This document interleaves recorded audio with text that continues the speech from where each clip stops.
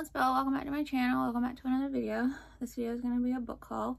I still haven't even edited and uploaded all those other book hauls I've done a couple months ago. I just trying to decide if I want to do this, I guess. I don't know. I mean, I want to, but oh no, it's hard to explain.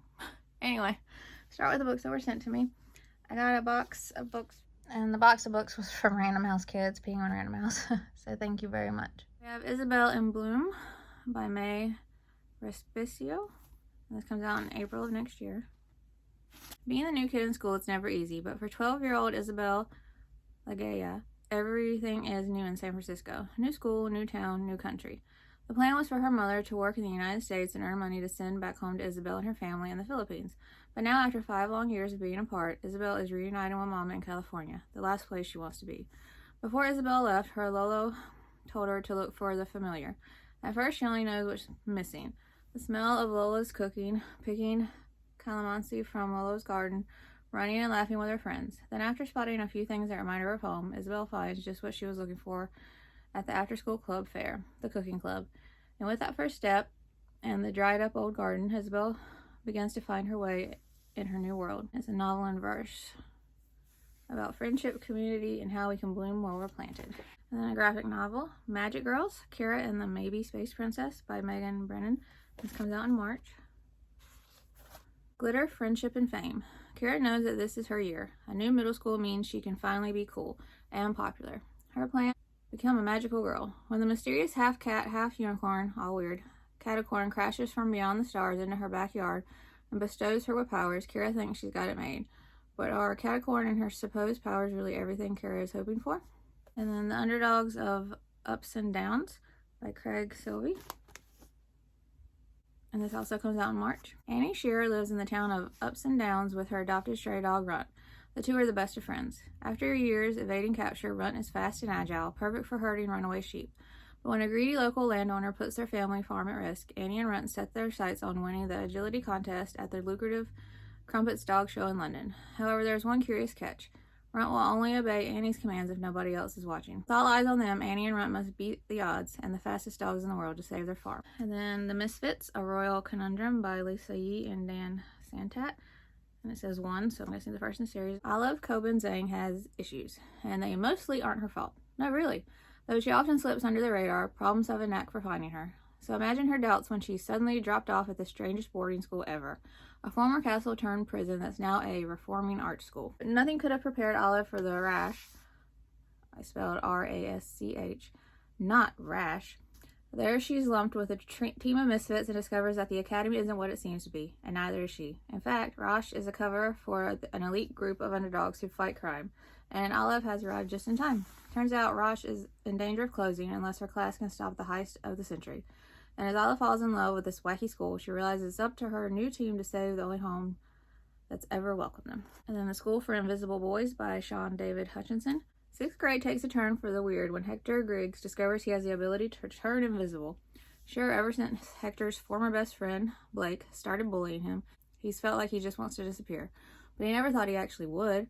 Then Hector meets another invisible boy, Orson Wellington, who has an ominous warning. I'm stuck here, stuck like this. It's been years. The Gellam's hunting me, and it'll get you too. It turns out that there's more than meets the eye at St. Lawrence's Catholic School for Boys. And if Hector is going to save Orson and himself from the terrifying creature that's preying on students' loneliness and fear, he'll need to look deeper.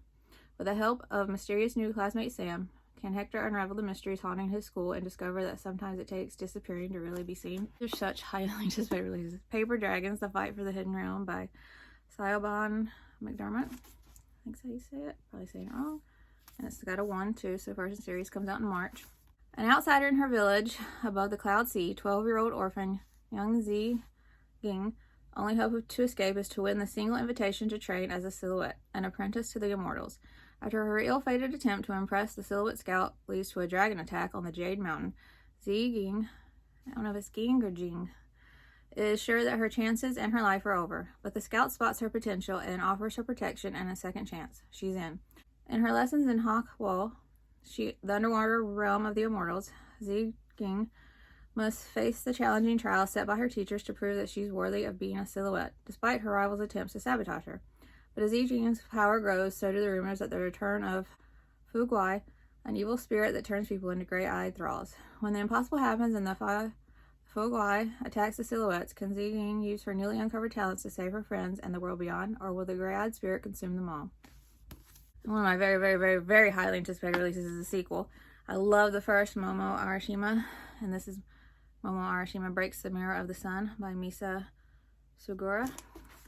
I'm so excited to be holding this right now. And since it's a sequel, I'm not going to read the synopsis, but I'm so excited. I thought I had another graphic novel. I don't know if I went ahead and put it downstairs to read next. But anyway, thank you Random House Kids, P1 Random House, so much. That was such a great box to get. These next two are ones I got on Amazon that I've been eyeing for a while that were marked way low. And you know, I always get those. Is that a Sugar or Shogun Puff? And The Land Beneath the Cake by J.L. Rademacher. To our new daughter, I think it is Sugar, Princess Sugar Puff, you are cordially invited to attend dinner with us and our guest, Prince Russelland's Sprouts. The way it's written, it's hard to... of the vegetable kingdom. According to our information, it sounds as though he may offer you a most wonderful opportunity. We're quite certain you will want to accept. With love, King Truffle and Queen Sugar Gumdrop. And that's all it says. And Princess Ani, Chronicles of North Country, Book 1 by Parker Harrison. When the king is away, what devilry plays? And it's really dark, so I have to hold it close. Kingdom of North Country, 1198. An orphan girl held captive in a fearsome castle longs for a place to call home. The Dark Lord thirsts for revenge against his cousin, heir to the throne. A faithful prince chooses to trust prophecies written by his ancestors, regardless the cost. When their journeys intersect, the stake becomes the future of North Country and their very lives. And then the rest are highly, highly anticipated releases. If I had been making those videos, it would have been in it, but I haven't been to. Beneath the Swirling Sky, the first, I think, in the Restorationist series, written by Carolyn Lalo-Glue. Because a house full of artwork, a long-hidden family secret, and a boy with a powerful gift, if only he can learn to embrace it. Vincent wants absolutely nothing to do with art, except his little sister Lily has just disappeared into one of the world's most famous paintings, and Vincent discovers he is one of the last of the Restorationists, a secret society with the power to travel through paintings, and a duty to protect art from evil forces. Leaving art behind is no longer an option. Now Vincent must join forces with his know-it-all second cousin Georgia to not only save his sister, but also confront his painful past and a future he never wanted. Oh, and there's illustrations inside too. I love that. And then a World War II novel in verse, Enemies in the Orchard, based on a true story by Dana Vanderlucht. A war rages, personal battle lines are drawn. As the fall of 1944 begins, Claire finds World War II creeping closer to her family's orchard than she would like. With her older brother Danny fighting overseas, her father is taking advantage of a new U.S. program that loans German POWs to farms as labor. While the extra help means Claire won't have to drop out of school and can continue her dream of one day becoming a nurse, welcoming the enemy to her backyard feels wrong. Then she meets Carl. Soft-spoken and young, he's not what she expected from a German soldier. Since landing in America, Carl has been grappling with everything he was taught under Hitler's regimen, as well as confronting the lies he knows he should have fought harder against. As a sometimes uneasy friendship between him and Claire begins to form, Carl becomes more determined to stand up and do what is right, while hoping it's not too late. Based on the little-known history of POW camps in America, this lyrical novel in verse explores the tensions and struggles that come with growing up, confronting personal prejudices, and finding your voice. In the Shape of Time by Ryan Callejo.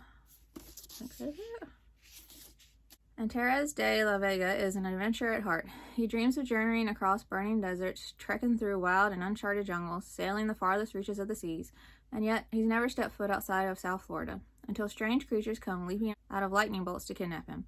Locked away in secret prison in the middle of the Bermuda Triangle, Antares meets Magdavelia, a mysterious and iron-willed girl who opens his eyes to a shocking truth. This world is far different and weirder place than he's been led to believe. Every strange rumor, every wild theory is based on truth.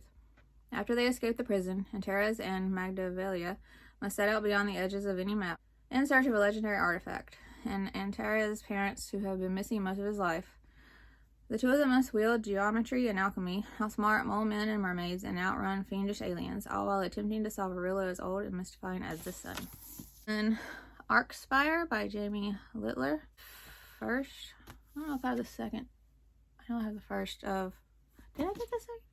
I don't think I did. I got the first. What's it called? Frost Heart.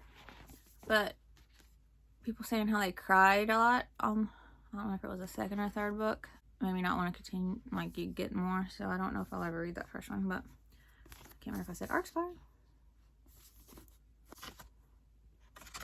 In Relic Thief Gina Rebel's city, Arcspire, everything is controlled by the Arcanist, 5 marvelous beings who wield unbelievable magical power. So it's a teeny tiny bit of a surprise when one of her stolen relics explodes, revealing a strange, shadowy creature who bestows her with magical gifts of her own. At first, Junie is thrilled, but it soon becomes clear that everything she thought she knew about the Arcanist is, well, maybe not quite so sunshiny amazing. Now it's up to Junie and the best friends a scrappy little thief could hope for to bring them down. And then Spellcasters by Crystal Sung. Junie's new bandmates don't just have music in common, they're all magic. The 4 girls can cast amazing spells using powers they inherited from their ancestors, and now the spellcasters must use them against an evil spirit that's threatening to destroy their town and their friendship. But Junie's struggling to control the powers passed down from ancient China through her jade bracelet. Can she master her magic before everything falls apart? Very excited about this. Bella Bright and the Ghost Game by Carolyn Ward. It's Halloween in Castleton, and 11-year-old Bella Bright has invited 3 girls from school to sleepover party in Darkling Manor, the crumbling old house that her mom is renovating. Little does she know that Alice is there too, a ghost who died 150 years ago. When the girls start to play hide and seek, Alice joins in. Bella and her friends are soon drawn into a terrifying game. Can they solve the ghostly riddle Alice has set for them to find one another before midnight, or will Alice trap them in the haunted house forever? Another naked hardback one, Confessions of a Candy Snatcher by Phoebe Sinclair.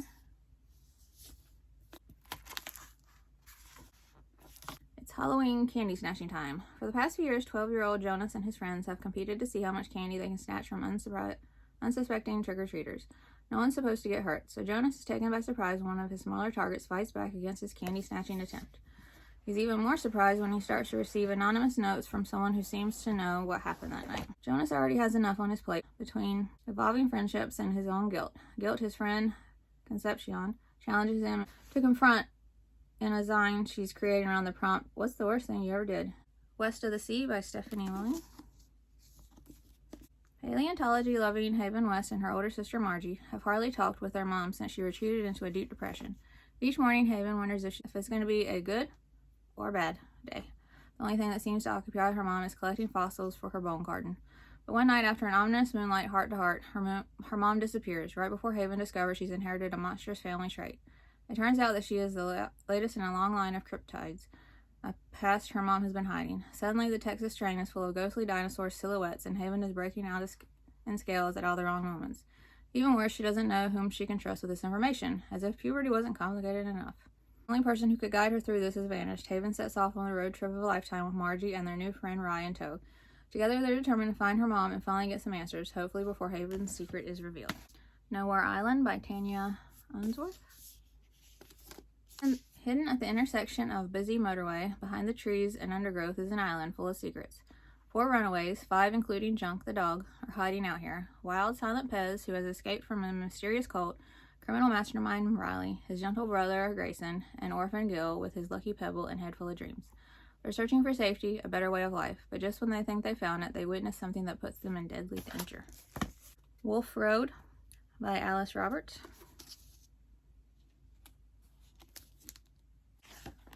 Wolves are my favorite animal. The wolf is not okay. I will not be happy, but hopefully it's a nice story. Julie is a prehistoric girl traveling with her tribe through the seasons, making camp, hunting for food, and protecting themselves against the many hazards that the climate throws at them.